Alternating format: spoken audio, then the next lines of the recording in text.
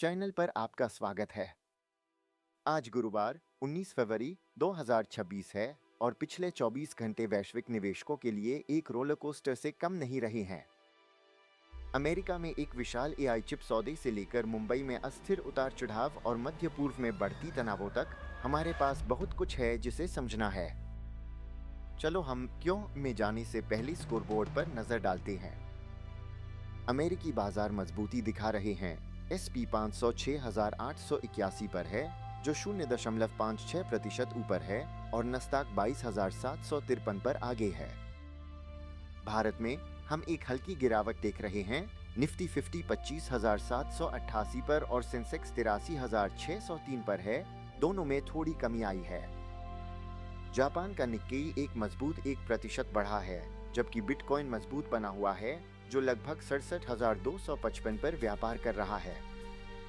America में पिछले 24 घंटों की बड़ी कहानी एआई की वापसी है। एआई बबल की चर्चा के हफ्तों के बाद एनवीडिया ने अकेले ही कहानी को बदल दिया। पहले Meta Nvidia mega deal. Nvidia के शेयर 1.6% बढ़ गए, जो मेटा प्लेटफॉर्म्स के साथ एक विशाल बहुवर्षीय समझौते के बाद हुआ। मेटा अगले पीढ़ी के डेटा केंद्रों के लिए लाखों चिप्स सुरक्षित कर रहा है। इससे पूरे तकनीकी क्षेत्र में वृद्धि हुई, जिसमें अमेजन और माइक्रोसॉफ्ट भी शामिल है।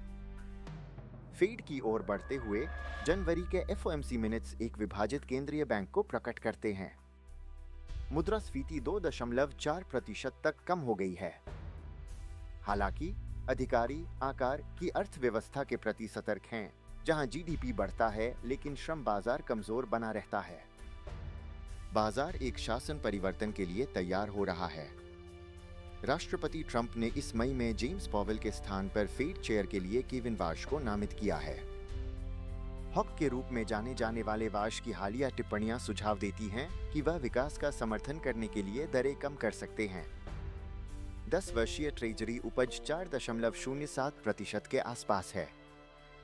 मैक्रो मोर्चे पर एकल परिवार आवास निर्माण जनवरी में पुनः शुरू हुआ, लेकिन निर्माण परमिट में गिरावट आई। यह इस बात का संकेत है कि बिल्डर्स भविष्य की दरों को लेकर सतर्क है। अब चलिए भारतीय बाजार की ओर बढ़ते हैं। यदि आप आज भारत में व्यापार कर रहे हैं, तो आपने अस्थिरता देखी होगी। दिन के मध्य तक गति कम हो गई। निफ्टी और सेंसेक्स वॉल स्ट्रीट के संकेतों पर मजबूत खुले, लेकिन हमने उपभोक्ता टिकाऊ वस्तुओं और सेवाओं में तुरंत बिक्री दबाव देखा। इंडिगो और एशियन पेंट्स जैसे पिछड़ने वाले नीचे थे, लेकिन TCS और इन्फोसिस जैसे IT दिग्गज स्थिति बनाए हुए हैं। यह टाटा समूह और OpenAI के बीच एक नई साझेदारी के कारण है, जो भारत में AI नवाचार को आगे बढ़ाने के लिए है। FII बनाम DII की लड़ाई जारी है। FIIs ने 1154 करोड़ खरीदे, जो भारतीय IT में हाल की भारी बिक्री के बाद थोड़ा राहत है। लेकिन भारत के लिए खतरा तेल है। ब्रेंट क्रूड 4% बढ़कर लगभग $41 हो गया है, जो मध्य पूर्व के तनावों के कारण हुआ है।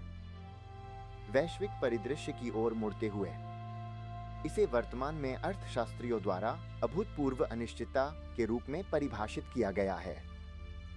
इस महीने विश्व अनिश्चितता सूचकांक ने एक नए उच्चतम स्तर को छू लिया, जिसने 2008 के संकट और कोविड को भी पार कर लिया। यह एक विशाल असंगति है।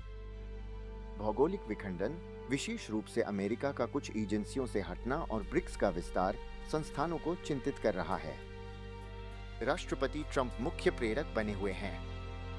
उनके टैरिफ धमकियों ने यूरोप को हिला दिया। एक रिपोर्ट के अनुसार नाटो के साथ एक समझौते ने बाजारों को थोड़ी देर के लिए शांत कर दिया है। हालांकि वेनेजुएला के तेल उद्योग पर उनके टिप्पणियों ने ऊर्जा बाजारों को तनाव में रखा है। यूरोप में चांसलर मर्ज और PM सांचेज मिश्रित संकेत दे रहे हैं। डिजिटल क्षेत्र में बिटकॉइन 67,255 पर स्थिरता दिखा रहा है। लेकिन असली खबर कीमत नहीं है, यह अपनाना है। एक प्रमुख सऊदी कंपनी हुमैन ने एलन मस्क की XAI में $3 अरब का निवेश किया है। यह पेट्रोडॉलर से AI तक की पाइपलाइन एक विशाल प्रेरक है। इस बीच एथेरियम ETF में इन्फ्लोज देखे जा रहे हैं, क्योंकि डॉलर कमजोर हो रहा है, जिससे गैर फिएट संपत्तियां अधिक आकर्षक हो रही हैं।